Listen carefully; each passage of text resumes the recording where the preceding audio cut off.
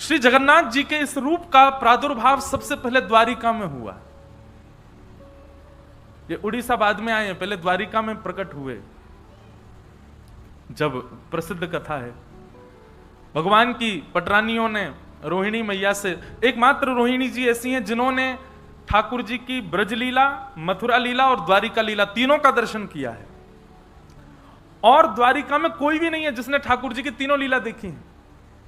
इन तीनों लीलाओं का दर्शन श्री रोहिणी मैया ने किया है।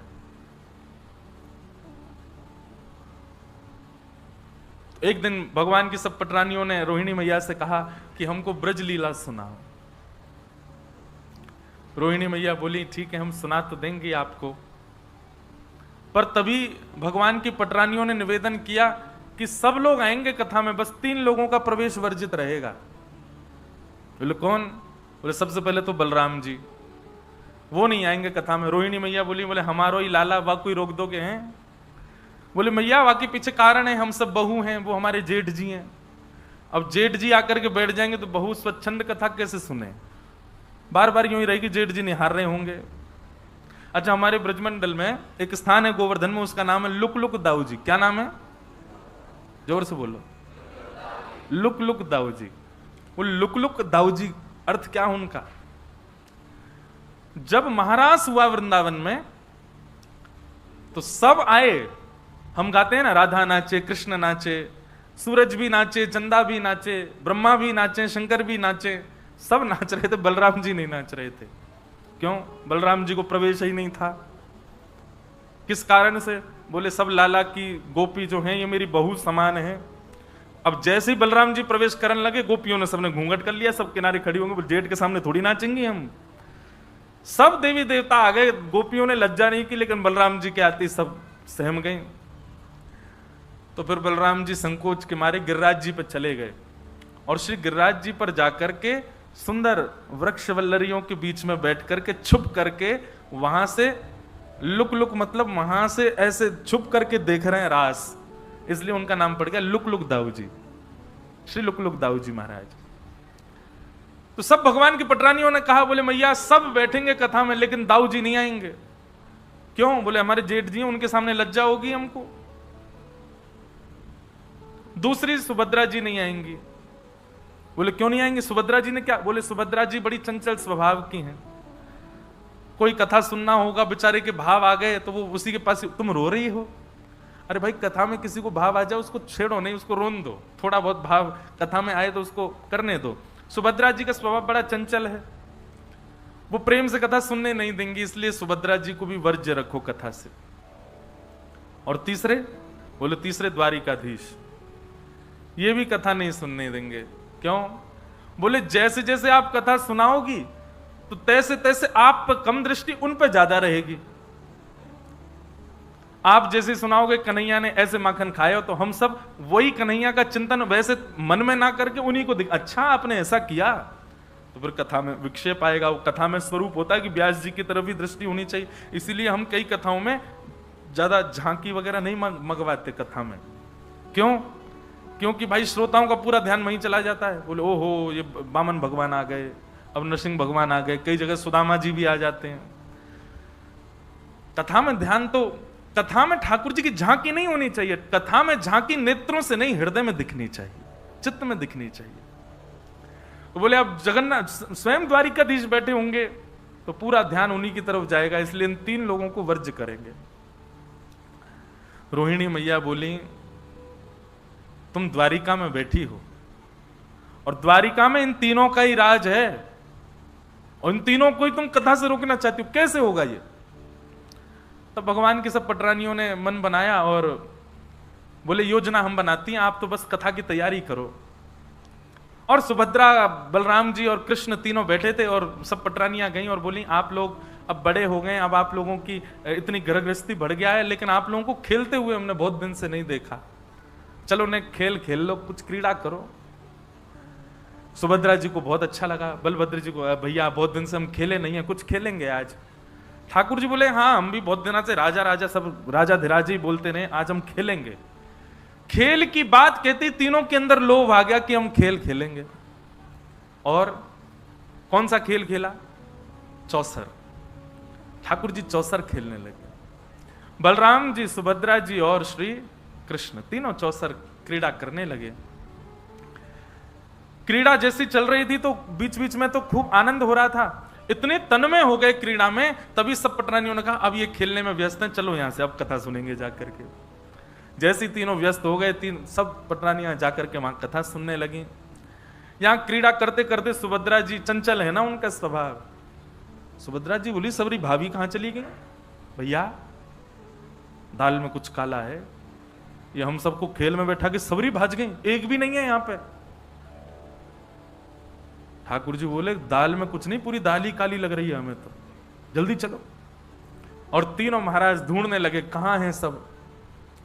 ढूंढते ढूंढते तभी ऐसा एक सभागृह था, उस सभागृह में जैसे ही भीतर प्रवेश किया, सामने आसन पर भावावेश में श्री रोहिणी मैया विराजमान है और रुक्मणी आदि 16,108 पटरानियां भगवान की बैठी हैं। सबके नेत्र बंद हैं, नेत्रों से अश्रुधार गिर रहे हैं, सब बाल कृष्ण प्रभु की बाल लीला का दर्शन कर रहे हैं, श्रवण कर रहे हैं।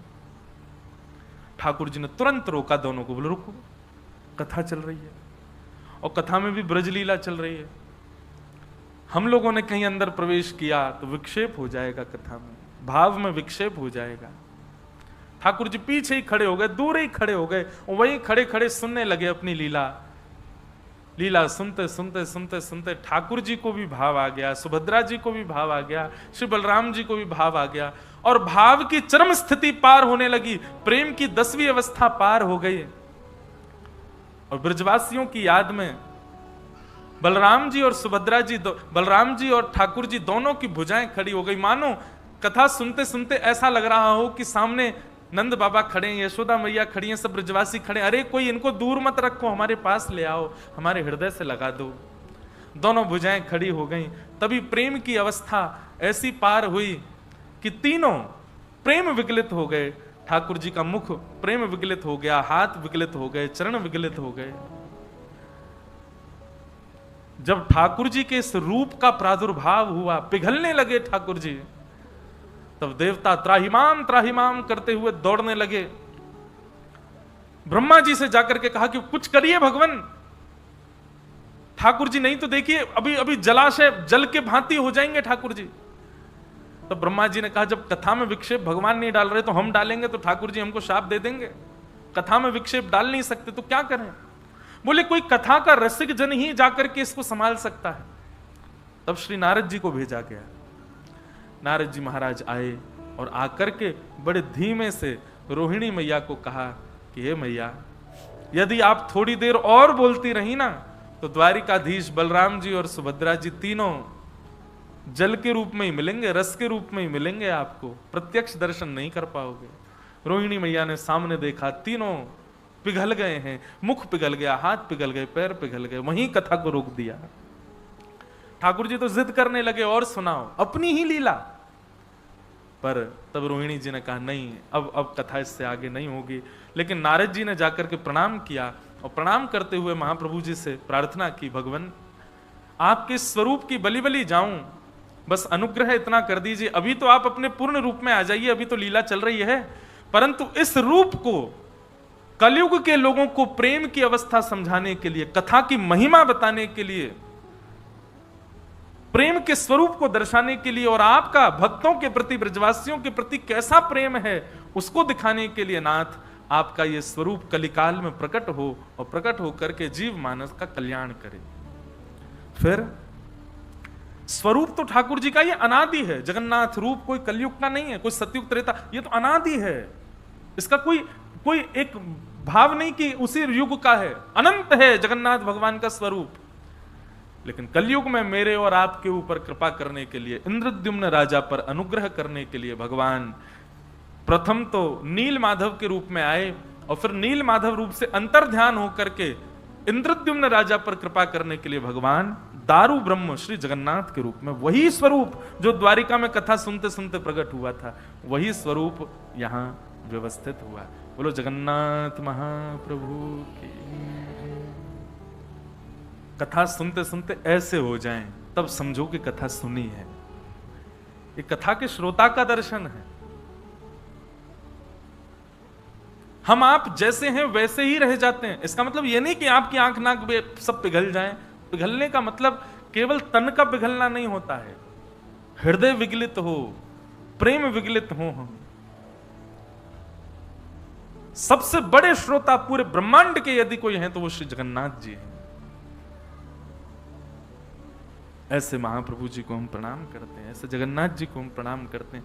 कई भ्रांतियां जगन्नाथ जी के रूप के प्रति हैं, उन भ्रांतियों को भी हम इस कथा के माध्यम, क्योंकि अब 1.5 वर्ष तक तो कथाओं का क्रम पता है, तो जगन्नाथपुरी और उड़ीसा तो आना नहीं है, इसी कथा को माध्यम बनाएंगे। हम ये सोच के करेंगे ही नहीं कि हम राहुल केला में, हम यही सोच के करेंगे हम पुरी में कथा कर रहे हैं, जगन्नाथपुरी में ही है, तो उसी भाव से ही जगन्नाथ जी का रस प्रकट होगा। तो ऐसे महाप्रभु कौन है? सच्चिदानंद रूपाय, सत्य, चैतन्य और ये आनंद, ये तीनों का ही स्वरूप है सच्चिदानंद। ऐसे सच्चिदानंद श्री जगन्नाथ जी को हम बारंबार प्रणाम करते हैं। बताओ, आज पहली बार 8 वर्ष होने को आए हमको कथा करते हुए, 2015 से कर रहे हैं, पहली बार सच्चिदानंद इस श्लोक के प्रथम शब्द का मूल अर्थ पता चला। ये सच्चिदानंद रूप कौन सा है? बोले जगन्नाथ जी हैं, सच्चिदानंद रूपाय। और आपका कर्म क्या है? बोले विश्वोत्पत्त्यादि हेतवे, विश्व की उत्पत्ति करना, विश्व का पालन करना, विश्व का संहार करना। विश्व का संहार, उत्पत्ति, पालन करते तभी तो नाम जगन्नाथ है। जगन्नाथ के कई अर्थ हैं। प्रथम अर्थ जगतनाथ, पूरे विश्व के जो नाथ, नाथ मतलब रक्षक, नाथ मतलब पालक, नाथ मतलब संहारक। तो क्या लिखा है? विश्वोत्पत्त्यादि हेतवे, विश्व की उत्पत्ति करना, विश्व का पालन करना और विश्व का संहार करना, ये तीनों काम जिनके वश में हैं, ऐसे श्री जगन्नाथ। तो यहां पर देखो, पहले रूप बताया भगवान का, फिर उसके बाद कर्म बताया, और तीसरा भगवान का गुण बताया। श्री जगन्नाथ जी का गुण क्या है? तापत्रय विनाशाय। 3 प्रकार के ताप होते हैं हमारे जीवन में, आदि दैविक ताप, आदि भौतिक ताप और आध्यात्मिक ताप। दैविक, भौतिक और आध्यात्मिक। किसी ने आपसे लड़ाई कर ली, एक प्रकार का ताप ये है। आप बीमार हो गए, एक प्रकार का ताप ये है। ना किसी ने लड़ाई की, ना आप बीमार हुए, बस फिर भी टेंशन में। क्यों टेंशन में? ऐसे ही है, जबरदस्ती टेंशन में। ये 3 प्रकार के ताप होते हैं, 3 प्रकार की टेंशन होती हैं। लेकिन जो महाप्रभु जी की शरणागति कर लेता है, एक बार महाप्रभु जी के चरणों में प्रणाम कर लेता है, श्री जगन्नाथ जी क्या करते हैं? बोले तापत्रय विनाशाय। 3 प्रकार के तापों का जो विनाश करते हैं, उपशमन करते हैं, ऐसे श्री कृष्णाय वयम नमः। ऐसे श्री कृष्ण को हम बारंबार प्रणाम करते हैं। बोलो बाल कृष्ण लाल की। जगन्नाथ जी की शरणागति लेने वाला कभी ताप युक्त नहीं हो सकता, संताप युक्त नहीं हो सकता। और देखिए, मैं एक बात कहूं कि ताप संताप जीवन में न आए, इसकी कोई युक्ति है ही नहीं। अभी एक व्यक्ति भुवनेश्वर एयरपोर्ट पर ही मुझे मिला, उसने बहुत देर मुझसे बात की। वो बोला कि महाराज जी, पूरी दुनिया की हर चीज करके देख चुका मैं, लेकिन सेटिस्फैक्शन तो होता ही नहीं है। ऐसा कोई उपाय बताओ जिससे हम सेटिस्फाइड हो जाएं, जिससे हम क्या बोलेंगे उसको, कि एक ठौर मिल जाए। ब्रजभाषा का शब्द है, ठौर मिल जाए। मैंने कहा देखो, एक मैं अपनी, मुझे ज्यादा तो मैंने कथाएं की नहीं, पर जितने वर्ष की भी टूटी फूटी सेवा करी ठाकुर जी, उससे एक चीज पता चली, हम जिस दिन सेटिस्फाइड हो जाएंगे उसी दिन हम गोविंदाय नमो नमः हो जाएगा। हम लोग सेटिस्फाइड नहीं होते, इसीलिए हम जी रहे हैं, इसीलिए हम हर दिन कुछ नया कर रहे हैं। ना कभी भक्ति से होना चाहिए, ना कभी संसार से होना। हाँ, संसार से हो जाओ, ये तो जरूरी है कि संसार के विषय भोगों से आप सेटिस्फाइड हो जाओ, उससे हुआ जा सकता है। पर भक्ति, वो कह रहे थे मैं भक्ति से भी नहीं हुआ। मैंने भक्ति में तो होना ही नहीं चाहिए, पर संसार से होना चाहिए। जिस दिन आप सब चीजों से सेटिस्फाइड हो जाओगे, आपका भार नहीं संभाल पाएगी पृथ्वी। पृथ्वी कहेगी उड़ो आकाश में, अब तो तुम्हारा गुरुत्वाकर्षण खत्म हो चुका है। हम रहते पृथ्वी पर इसलिए हैं, हम कर्म इसलिए कर रहे हैं क्योंकि कहीं ना कहीं हमको ठौर नहीं मिली है, हम सेटिस्फाइड नहीं है। और ये ना होना वरदान है ठाकुर जी का। जो व्यक्ति बहुत बड़ा व्यापारी बन गया हो, वो सेटिस्फाइड रहता है? नहीं रहता। तब भी उसको लगा रहता है अभी तो कुछ किया ही नहीं, जबकि विश्व का सबसे बड़ा व्यापारी है। सेटिस्फाइड ना होना ही इस संसार को चला रहा है। जो हो जाते हैं वो फिर रह नहीं पाते, वो फिर भगवत धाम प्रस्थान कर जाते हैं।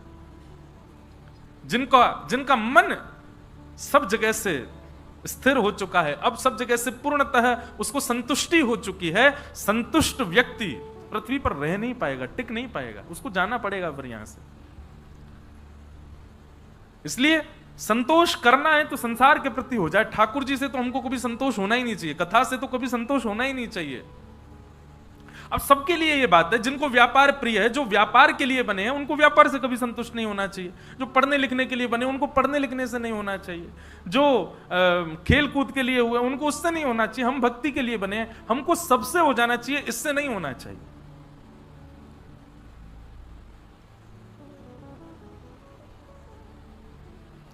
सूरदास जी का एक पद है,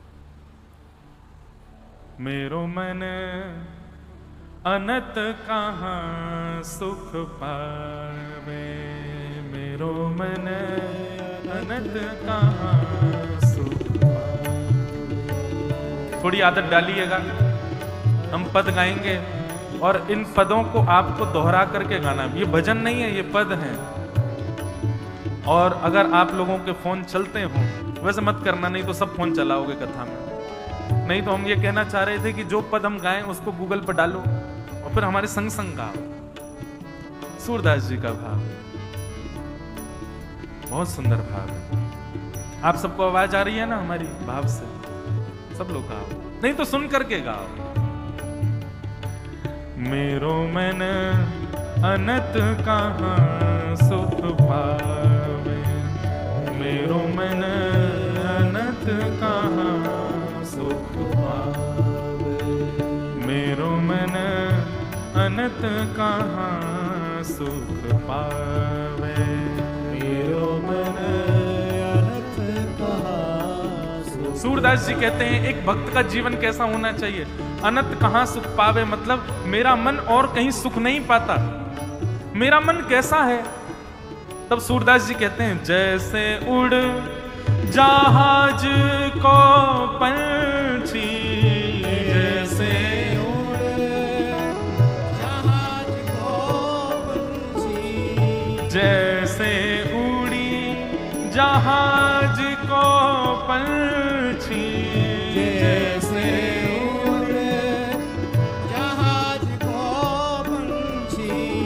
पुनी जहाज पे आवे, पुनी जहाज पे आवे, ओ पुनी जहाज पे आवे, पुनी जहाज पे आवे, मेरो मन अनंत कहाँ सुख पावे, मेरो मन अनंत कहाँ सुख पावे, मेरो मन अनंत कहाँ सुख पावे, मेरो मन अनंत कहाँ। श्री जगन्नाथ महाप्रभु की।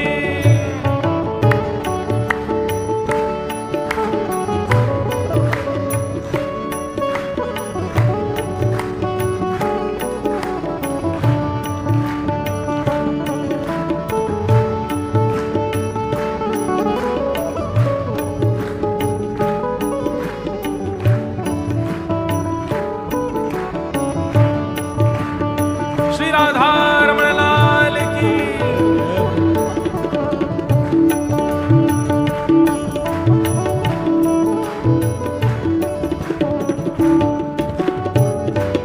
सूरदास जी से किसी ने कहा कहां रहता है आपका मन? तब सूरदास जी बता रहे हैं, कमल नयन को छाड़ी महात्म, कमल नयन को छाड़ महात्म, कमल नयन को छाड़ महात्म, कमल नयन को छाड़ महात्म, और देव को धावे, और देव को ध्यावे। जैसे हनुमान चालीसा जी कहती है ना, और देवता चित्त न धरहि, हनुमत से ही सर्व सुख करें। वही बात यहाँ सूरदास जी कह रहे हैं, कमल नयन को छाड़ महात्म और देव को ध्यावे। जब कमल नयन मिल गए हो तो फिर अन्य देव के पास हम कैसे जा सकते हैं? और सूरदास जी तो ऐसा भी कह रहे हैं कि कमल नयन मिल गए उसके बाद अन्य देव के पास जाना ये तो उस समान है जैसे ब्याह करके अन्य किसी के साथ में रहना। कमल नयन को छाड़ महात्म, कमल नयन को छाड़ महात्म, और देव को ध्यावे।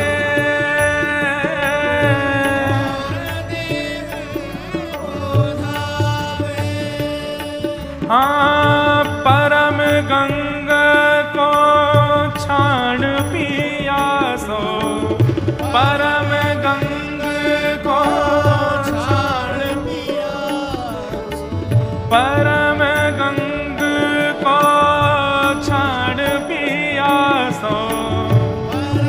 जगन्नाथ जी मिल गए,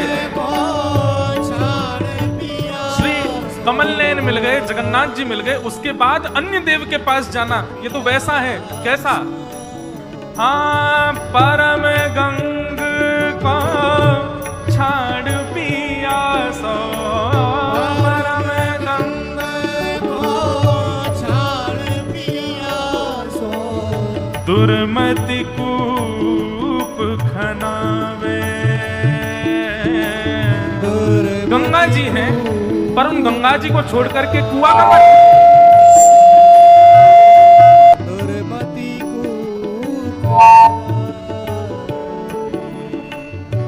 गंगा जी को छोड़ करके और कोई कुआं का पानी पिए। अच्छा एक बात कहें कि ऐसे कथा में होना, बोलते बोलते लाइट चली जाए, माइक थोड़ा ये समझना ठाकुर जी मोहर लगा रहे हैं, बिल्कुल सही बात। कथा में इस प्रकार कुछ हो तो यही समझना चाहिए कि ठाकुर, अब देखो जगन्नाथ जी प्रत्यक्ष यहाँ आ जाए, उनके तेज को ये सह पाएंगे? वो आके मोहर लगा के गए, इसलिए ऐसा हुआ। परम गंग को छोड़ पियासो, परम गंग को छोड़ पियासो, दुर्मति कूप खनावे, दुर्मति कूप खनावे। मेरो मन अनंत कहाँ सुख पावे, मेरो मन अनंत कहाँ सुख पावे, मेरो मन अनंत कहाँ सुख पावे, मेरो मन अनंत कहाँ सुख पावे। सूरदास जी कह रहे हैं, जिन मधुकर अंबुज रस चाख्यो, जिन मधुकर अंबुज रस चाख्यो, जिस भौरे ने कमल के रस को चाखा होगा, जिन मधुकर, मधुकर माने भौरा, जिन मधुकर अंबुज रस चाख्यो, जिन मधुकर अंबुज रस चाख्यो, क्यों करली फल खावे, फल खावे। हाँ क्यों करील फल खावे,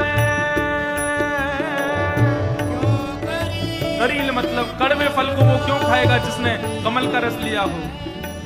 सूरदास प्रभु कामधेनु जन,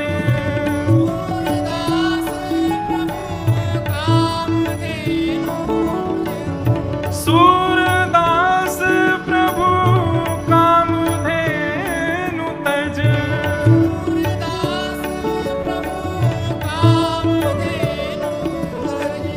छेरी कौन दुहावे,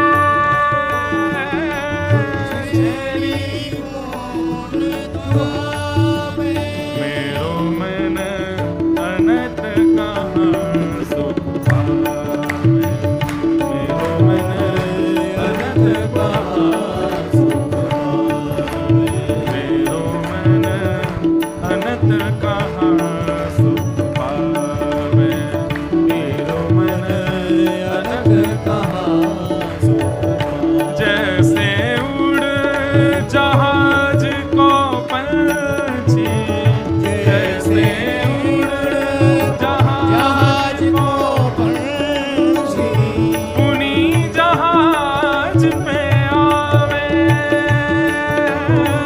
पुनी जहाज पे आवे, मेरो मन अनंत कहाँ सुख पावे, मेरो मन अनंत कहाँ सुख पावे, अनंत कहाँ सुख पावे, अनंत कहाँ सुख, अनंत कहाँ सुख पावे, अनंत कहाँ सुख पावे। श्री जगन्नाथ महाप्रभु की। कैसे सुंदर सुंदर भाव हैं हमारे रसिक जनों के। इन भावों की तुलना कभी कोई भजन नहीं कर पाएगा। भजन मैं खुद गाता हूं, पर मुझे इन पदों में बहुत सुख मिलता है, क्योंकि ये पद केवल शब्द नहीं है, केवल गाने के नहीं, इनमें कितना रहस्य छुपा है। मेरो मन अनंत कहां सुख पावे। ऐसी स्थिति हो जाए भक्ति में कि ठाकुर जी के अलावा कुछ और भाए ना, बस वहीं, बाकी सब जगह आपको तृप्ति का अनुभव हो। बाकी सब स्थानों पर कोई कहे चलो आज ये खाने चल रहे हैं, आपका मन तो मना ही करे, जबरदस्ती व्यवहार निभाने जाना पड़े। आपको कोई कहे वहां घूमने चल रहे हैं तो जबरदस्ती व्यवहार निभाने के लिए घूमने जाओ, मन से नहीं।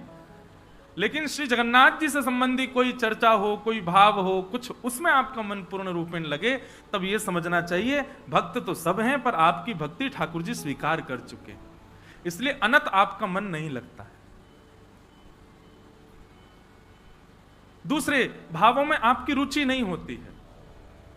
आप केवल ये श्री गोवर्धनवासी सांवरे तुम बिन रहो न जाए, इस पद का उद्गाता श्री चतुर्भुज दास जी महाराज ने यह पद गाया ही इसीलिए कि श्री गिरिराज जी को छोड़ करके वो अन्य तीर्थ में भी नहीं जा पा रहे। नहीं, मैं गिरिराज जी को नहीं छोड़ सकता। ठीक प्रकार भक्ति कैसी हो, जैसे जल बिन मछली, वैसे भक्ति बिन, वैसे ठाकुर जी के बिन हम नहीं रहा जाए।